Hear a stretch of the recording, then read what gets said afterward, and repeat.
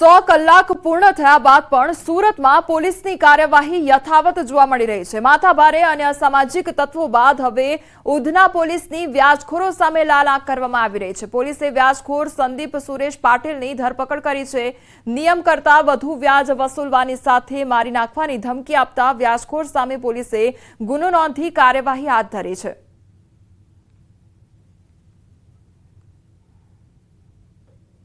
વાપીના પૂર્વ અને પશ્ચિમને જોડતો રેલવે અંડરપાસ પેડેસ્ટ્રીયન બ્રિજની શરૂઆત થઈ છે અને આ બ્રિજનું રાજ્યના નાણામંત્રી કનુ દેસાઈએ લોકાર્પણ કર્યું છે। આ પ્રસંગે વાપી મહાનગરપાલિકાના કમિશનર, વલસાડ ડાંગના સાંસદ ધવલ પટેલ અને અધિકારીઓ તેમજ પદાધિકારીઓ સાથે મોટી સંખ્યામાં વાપીવાસીઓ પણ ઉપસ્થિત રહ્યા હતા।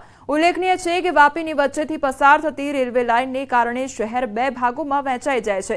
એક તરફથી બીજી તરફ જવા માટેનો જૂનો રેલવે પુલ તૂટી ગયો છે, છતાં લોકો જીવના જોખમે આ પુલ પરથી પસાર થવા માટે મજબૂર બન્યા છે।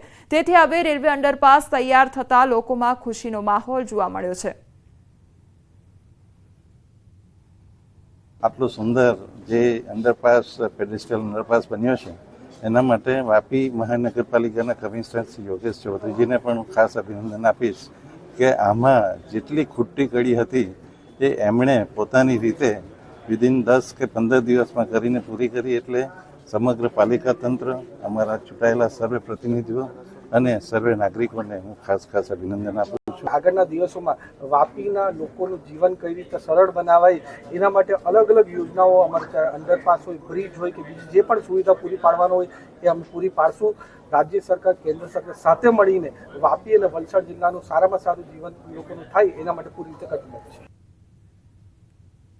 અમદાવાદમાં અનોખી કાર રેલીનું આયોજન કરવામાં આવ્યું છે। આમ તો સામાન્ય વ્યક્તિ પ્રજ્ઞાચક્ષુ લોકોને રસ્તો બતાવે છે, પરંતુ આ અનોખી રેલીમાં પ્રજ્ઞાચક્ષુ લોકો કાર ચાલકના નેવિગેટર બન્યા હતા। જી હા, વસ્ત્રાપુર અંધજન મંડળ દ્વારા આયોજિત કાર રેલીમાં પ્રજ્ઞાચક્ષુઓએ કાર ડ્રાઈવરને રસ્તા અંગે માર્ગદર્શન આપ્યું।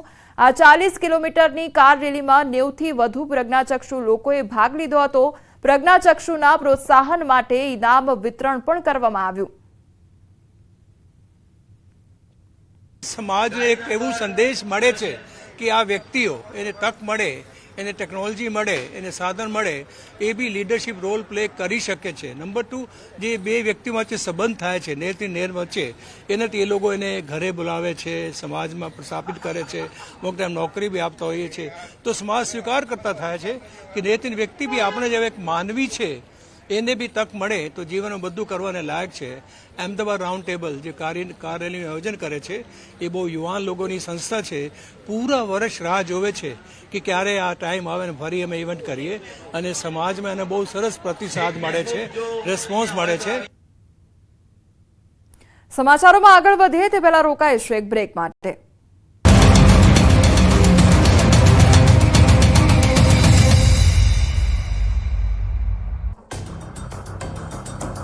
ગિરનારની રહસ્યમય સફર,